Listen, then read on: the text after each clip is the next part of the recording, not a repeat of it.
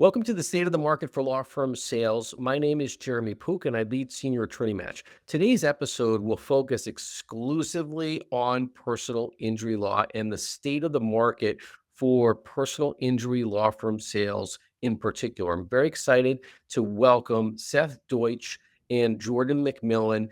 They are part of and lead Samson Partners Group, and we'll be discussing today their involvement with the sales of personal injury law, including the introduction of private equity funds into the personal injury law marketplace, as well as MSOs, valuations, and a lot more. So very excited to welcome both Seth and Jordan. So let's jump right into it. We've got a number of questions today. So our first question is, why did Samson Partners Group identify personal injury law as ripe for opportunities for Samson's private equity legal alliance, PILA? Sure. So, it dates back, about 4 years now. We were called by a founder who had the vision of, bringing private equity into their firm to execute a buy and build in both the personal injury law firm space and the estate and wealth planning space.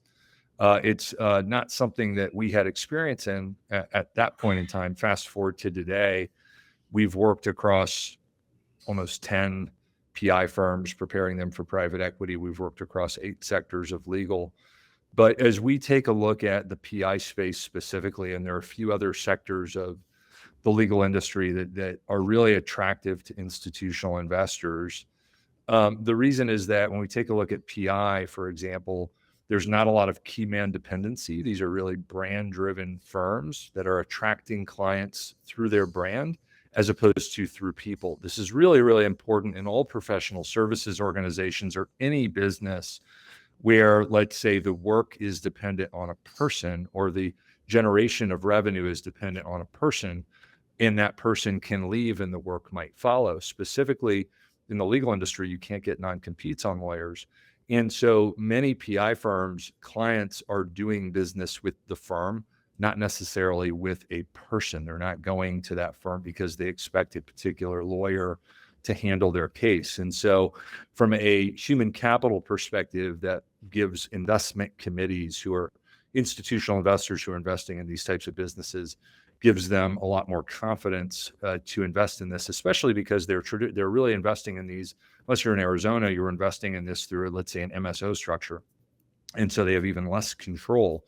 The other thing is that these businesses have quite a bit of backlog. So a lot of, revenue that's built up depending on the time on desk. Some firms, have, let's say, 10 months time on desk. Some firms have up to 2.5 years time on desk. And so whatever revenue you're receiving today, maybe you signed up 2 years from now and you might have 2 years of revenue in the kitty. They're also, highly engineered from a technology perspective and automation perspective.